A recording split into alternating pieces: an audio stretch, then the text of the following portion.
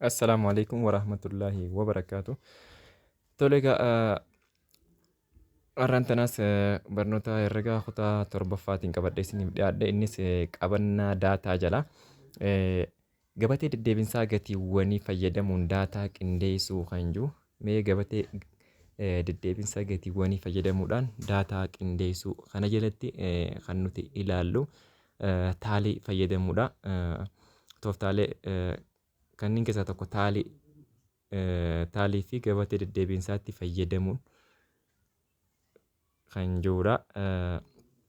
Mee tooftaalee muraasa daataan ittiin ibsamu kan jiru. Kanneen armaan gadii qabxii barattoota 60 battallee herregaa 10 keessaa argatanidha ja'a. 10 keessaa battallee herregaa kan barattoota 60ti. Isaan kana egaa qabxiin barattoota armaan olii kana irraa caalaa karaa ifa ta'een hubachuuf gabatee taalii chaartii qabu hojjechuun ni danda'ama ja'a. Qabxiiwwan akkanatti daraddaraman kun kan barattoota 60ti. Isaanis gaamma akkaataatti chaartii taalii yookiin taalii chaartiitti fayyadamuudhaan ibsinuutu jira. Qabxiiwwan barattoonni galmeessan fakkeenyaaf 0 kan galmeessan hin jiranii. Tokko kan galmeessan nama tokko jechuudha. 2 kan galmeessan asii mallattoo taaliitiin yeroo ibsinu jechuudha. 2 kan galmeessan nama 2 kan galmeessan nama 2. Akkasumas 2 hoggumee gad deddeebi'ee yoo jenne hogguu 2 jechuudha. 2 hogguu 2 deebi'ee takka hogguu takka deddeebi'ee 0 0dha waan deebi'ee jennu hin qabnu jechuudha. 3 ammoo hogguu 4 jechuudha. Qabxii 4 kan fidan barattoota qabxii 3 kan fidan barattoota 4 jechuudha. Mallattoon taalii asitti 4 ta'uun baay'inni isaanii deddeebi'insi 3 inni deddeebi'ee si'a 4 ta'uu nu agarsiisa. Akkasumallee 4 kan fidan nama 6 jechuudha. Nama 6 asii kun 5 jennaani 5 cinaatti takka kan jiru 6 nutti agarsiisa. 4 si'a meeqaa? Si'a 6 jechuun nutti agarsiisa. Akkasumallee 5 kanneen argatan nama 9 jechuudha. Nama 9tu qabxii 5 fide. Kanaas mallattoo taaliitiin hogguu barreessinu akka kanatti 4 barreessinee 5ffaa irra murree 4 ammallee kana kophatti yeroo keenyu 9 ta'uu nu agarsiisa. Qabxiin 5 kan galmeessan nama 9 ta'uu nutti agarsiisa. Akkasuma qabxii 6 kan galmeessan nama 11 jechuudha. Qabxii 6 kan galmeessan nama 11 deddeebi'ee jechuudha. 6 si'a 11 as keessa jira jechuudha. As keessatti si'a 11 jira jechuudha. 6 akkasuma 7 kan galmeessan nama 14 7 as keessatti bakka 14 jira jechuudha. 7 as keessaa bakka 14 jiraachuu isaati nutti agarsiisa. Si'a 14 deddeebi'ee dhufee jechuudha. 7 akkasumallee 8 si'a 9 deddeebi'ee dhufe taaliidhaan yeroo ibsinu si'a 9 barreessinaa jechuudha. Kunis si'a 9 deddeebi'uu 8tiif as keessaa 9tu jira jechuudha. 9tu jira jechuun nutti agarsiisa. Qabxiiwwan galmaan kana keessaa 9 kan galmeesse barataa 4 jechuudha. 9 kan galmeesse barataa 4 mallattoo taaliitiin yeroo ibsinus 4 keenya ulee qaqallisnee 4 keenya jechuudha. Kanaaf as keessa 9 namoonni fidan nama 4tu jira yookiin qabxii 4tu jira jechuu nutti agarsiisa. Hubadhu gabateen deddeebiinsaa yookiin chaartiin taalii kun irra deddeebiinsa qabxii barattoota lakkoofsi tokko si'a meeqa akka irra deebi'e agarsiisaa jira. Mallattoo taalii kana lakkaa'uuf kan salphatu garee 5-5 barreeffamuu qaba ja'a. Kun akkuma kana garee 5-5 barreeffamuu qaba yeroo jedhu takka 2 3 4 jennee shan akka kana barreessinaa garee shan shaniin barreeffamuu qaba. Inni jedhu kanuma ibsaa jechuudha. Mallattoon taalii akkaataan fayyadama isaa kana. Inni itti aanu fakkeenyumatti aanu yoo laalle fakkeenya tokkoffaa jedhe daataa armaan gadii baay'ina ijoollee maatiin 45 qaban ibsa yoo ta'e daataa kana gabatee deddeebiinsaa fi taaliitti fayyadamuun ibsija. Tole gabatee deddeebiinsaa fi taaliitti fayyadamuudhaan yeroo ibsinu kun maatiiwwan 45 baay'ina ijoollee isaan qabaniiti. Yoo ilaallu baay'inni ijoollee maatiin qabu amma maatiin ijoollee hin qabne ni jira jechuu zeeroo asitti agarsiisuun maatii ijoollee hin qabne meeqaatu jira? Lamaatu jira. Mallattoo taaliitiinis as keessatti amma yeroo kaa'u zeeroon bakka lama jira. As keessatti zeeroon tokko kana. Kanaaf amma maatiiwwan lamaatu ijoollee hin qabne jechuu isaan nutti agarsiisa. Deddeebiinsi zeerootis meeqa? Lama. Kan maatii takka qofa qaban ammoo maatii takka qofa kan qaban nama 8 jechuudha. Nama 8tu maatii takka qofa qaba. Ijoollee takka 2 3 4 5 6 7 8 jechuudha. Takka bakka meeqa jira? Bakka 8 jira. Kanaaf ijoollee takka kan qaban warra 8tu jira jechuun nutti agarsiisa.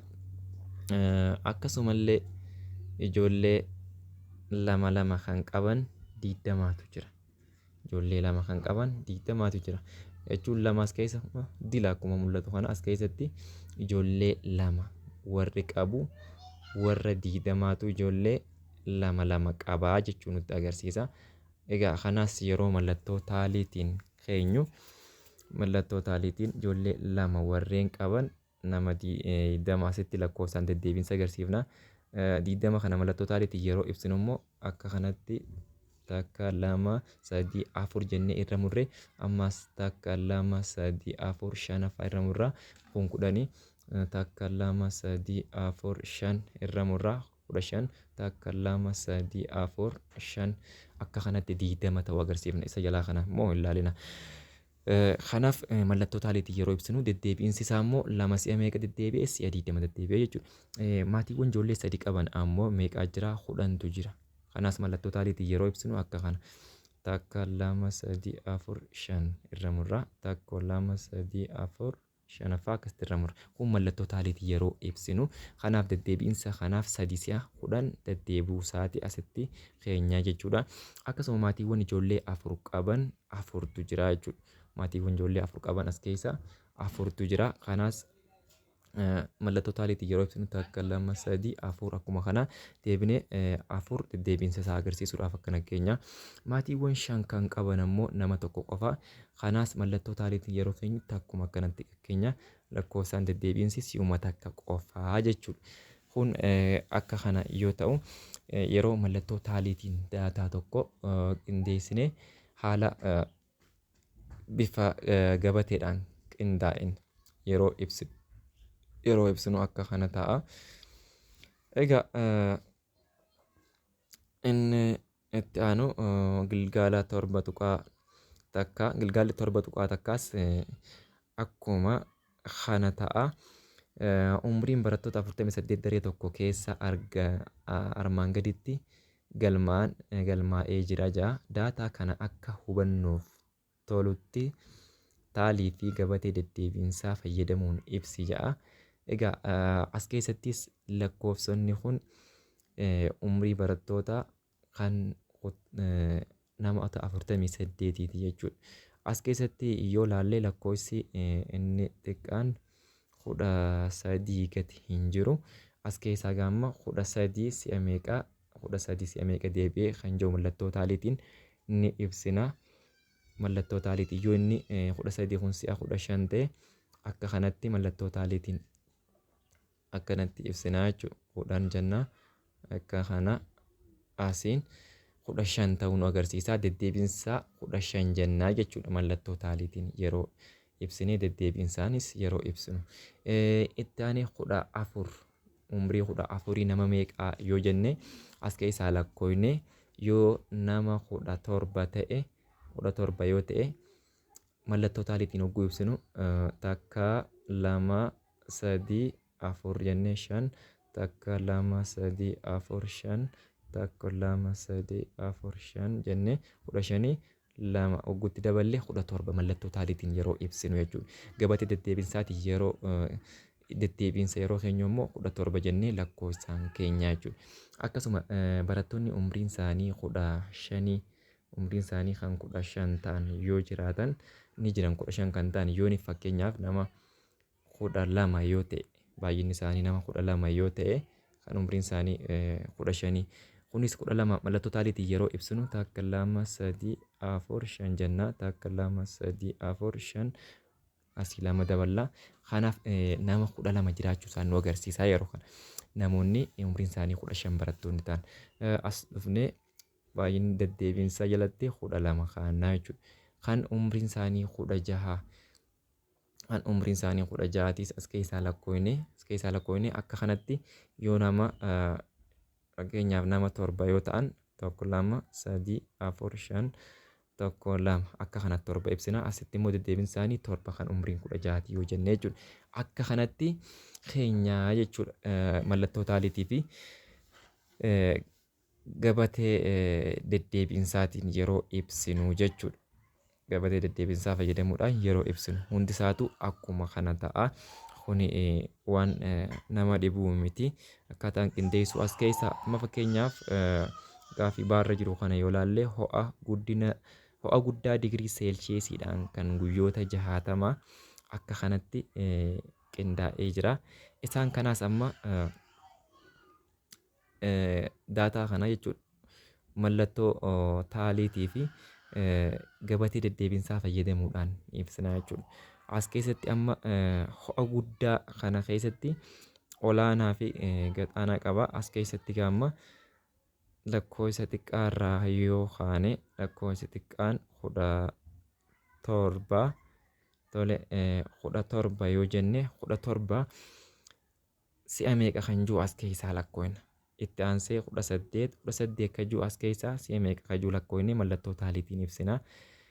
Akkasuma deddeebiinsi si'a 18 si'a meeqaa yoo ta'e si'a 9 yoo ta'e 9 asii barreessina.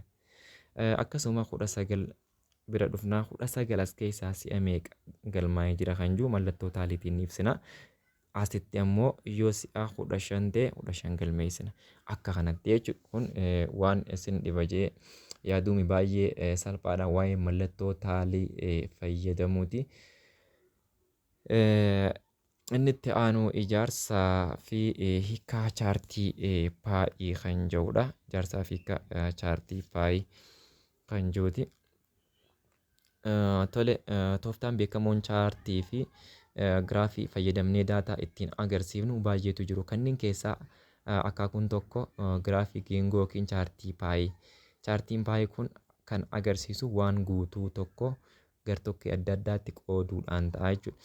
Giraafiin paayii yookiin chaartiin paayii kun maali? Waan guutuu tokko gartokkeewwan garagaraatti addaan qooduudhaan kan agarsiisu jechuudha. Giraafiin chaartii paayii yeroo tokko giraafii geengoo jedhamuudhaan beekama jechuudha. Giraafiin chaartii paayii kun odeeffannoo bifa dhibbarraatiin ibsuudhaaf gargaara jechuudha. Bifa dhibbarraatiin ibsuudhaaf fayyada. Geengoo guutuu fayyadamuun pirooporshinii geengoowwaniitiin mul'ifamuu qaban irratti hundaa'uun golboowwanitti qoqqooduun agarsiifama jaa. Egaa waan guutuu tokko agarsiisa. Giraafii guutuunsaa geengooni yoo qoqqoodamu ammoo qoqqoodama kanaan waan guutuu san bakka garagaraatti qoqqoodamuudhaan nuuf mul'isa jechuudha. Giraafiin geengoo akkanatti geengoon guutuu fudhachuun pirooporshinii gareewwaniitiin mul'ifamuu qaban irratti hundaa'uun golboowwanitti qoqqooduun agarsiifama. Giraafiin geengoo akkanatti agarsiifamu kun giraafii chaartii paayii jedhama. Chaartiin paayii daataa bifa dhibbarraan mul'isuuf nama gargaara. Kanaafuu chaartiin paayii gartokkeewwan garagaraa waan guutuu tokko waliin madaalchisuuf nama gargaara. Geengoo yookiin chaartii paayii akka dhibbantaa dhibba bakka bu'a yookiin waan guutuu tokko jennee fudhanna.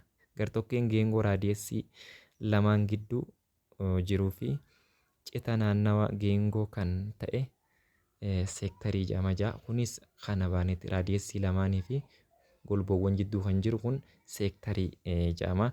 Hammi seektarii kan mul'ifamu hamma kofaa fi raadiyeessii lamaaniitiin kofa kanaa fi raadiyeessii lamaan kanaan mul'ifamaa jechuudha seektariin kun. Yoo kofti guddaa ta'e seektariin guddaa ta'a. Kana jechuun yoo akkanatti kofti kun akkana guddaa yoo ta'emma seektariin kun guddaa ta'a jechuudha. Chaartii paayii keessatti geengoon daataa guutuu yoo agarsiisu seektariin geengoon maal agarsiisa? Geengoon daataa isa guutuu ta'e agarsiisa yoo ta'e seektariin ammoo geengoo immoo gartokkeewwan daataa agarsiisa jechuudha. Gartokkee daataa san agarsiisa. Amma chaartii paayii irratti egaa qabxiiwwan barbaachisoo armaan gadi kunniin akkamitti chaartii paayii akka ijaarruuf nu gargaara ja'a. Chaartii paayii akkamitti akka ijaarruuf qabxiiwwan kunneen barbaachisoodha jechuudha. Tokkoffaa irratti geengoo waan irratti ibsuu barbaannu saniif si ga'u akkaataa ifa ta'een ijaarijaa geengoo ijaartaa jechuu jalqabatti. Duraan dursii lakkoofsa giraafiidhaan ibsuu barbaadde san dhibbantaan ibsuun tartiibeessi kaa'ijaa. Waan silaa ibsuu barbaanne sana tartiibeessinee keenyaa jechuudha. Tartiibeessinee ni keenya. Lammaffaa irratti immoo marsaan geengoo 360 ta'uu ni beekta ja'a. Kanaaf 360 dhibbaaf yoo heerru 3.6 digirii ta'a ja'a. Kana irraa takka parsantii kan bakka bu'u 3.6 digirii ta'a. Kanaaf asitti 3.6 digirii jechuun takka parsantaa wajjin wal qixxeedha jechuudha. Parsantaan takka jennee yeroo ibsinu digiriidhaan ammoo 3.6 jennee ibsuu qabna jechuudha. Egaa gartokkeewwan jiraniif hamma isaanii argachuuf dhibbantaa jijjiiranii gartokkeewwan jiraniif hamma isaanii argachuuf dhibbantaa jiran 3.6 baay'isuudha ja'a. Dhibbantaa jiru san gara 3.6tiin baay'ifnaa jechuudha. 3.6 baay'ifna. Itti aanee immoo pirootiraktarii fayyadamuudhaan hamma argatte sana mallattootti gochuudhaan seektara geengoo ijaartaa jira. Waan silaa digiriidhaan dhibbantaan argatte sana amma dhibbantaadhaan takka dhibbantaa parsantaa yoo ta'e 3.6 yoo baay'ifamu digirii ta'eestiif argama. Digirii sana deebitee pirootiraktarii fayyadamteeti ibsitaa jechuudha. Pirootiraktarii fayyadamtee hangam takka akka inni bal'atu pirootiraktarii waan akkana fakkaatu tokko jechuudha. Asirraa akka kanatti gulantaa bakka kanatti 180 qaba. Asitti immoo 90tu irra barreeffamee jira. Waanuma akka sarartuu fa'aa fakkaatee jiru tokkotu jira jechuudha pirootirakteriin. Kanaan sararamee qofa daansii baasuudhaaf si gargaara. Fakkeenyaaf asirratti yoo keeyse qofti kun digirii meeqa akka inni ta'e asirra yoo keeyse pirootirakteriin sansiif addaan baasa jechuudha. Ati digirii 180 kaa'uu yoo feete waan kana guutummaa isaatti irra keeysa. Digirii 90 kaa'uu yoo feete immoo asuma as irra keeysaa jechuudha. Akka kanatti addaan baafta. Isa itti aanu irratti ammoo shanaffaa irratti giraafiin chaartii paayii gaariin qabxiiwwan armaan gadii qabaachuu qabaa jedhe. Giraafiin chaartii paayii tokko qabxiiwwan inni qabaachuu qabu mata duree qabaachuu qaba. Lammaffaa irratti immoo haala gaariin piroopoorshiniin qoodamuu qaba. Kana jechuun tokko irra guddatee tokko irra xiqqaachuu hin qabu. Kasilaa guddachuu qabu guddachuma qabaa jechuu barbaadeeti. Karaa biraa wantoonni san hundi isaaniitu piroopoorshiniidhaan yoo kaayamanii deebi'anii isa jalqabaa saniif kennuu qaban jechuudha. Caarratti iskeelii mallattoo ifa ta'ee fi moggaafame qabaachuu qaba jaa. Mallattoo ifa ta'e qabaachuu qaba yeroo jedhu wanti kun wanti silaa iskeeliin kaa'amu yoonii fi nam tokko amma qarshii 10,000 fudhatee kan manaa bahu yoo ta'e baasiiwwan garagaraatiif yoo baasu baasiiwwan garagaraatiif yoo babaasu kun hundinuu mallattoowwan garagaraatiin taa'uu qabaa jechuudha. Daataa tokko tokko isaanii halluuwwan adda addaatiin dibamuu qabaa. Kana jechuun halluuwwan garagaraatiin dibamuu qabaa jechuudha. Mee fakkeenya kana haa ilaallu. Fakkeenyi lammaffaan baajetiin naannoo tokkoo guddisuudhaaf mata duree adda addaa irratti dhibbantaadhaan akka armaan gadiitti yoo qabame daataa kana chaartii paayitiin ibsi jedha.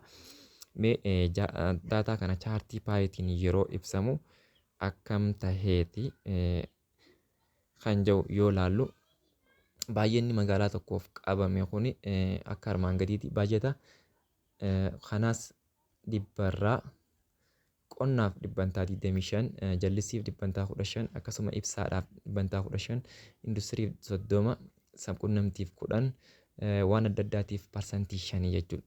Safarri kofaa seektarii kan dhibbantaa bakka bu'u foormulaa armaan gadiitiin kennamee jira jechuudha.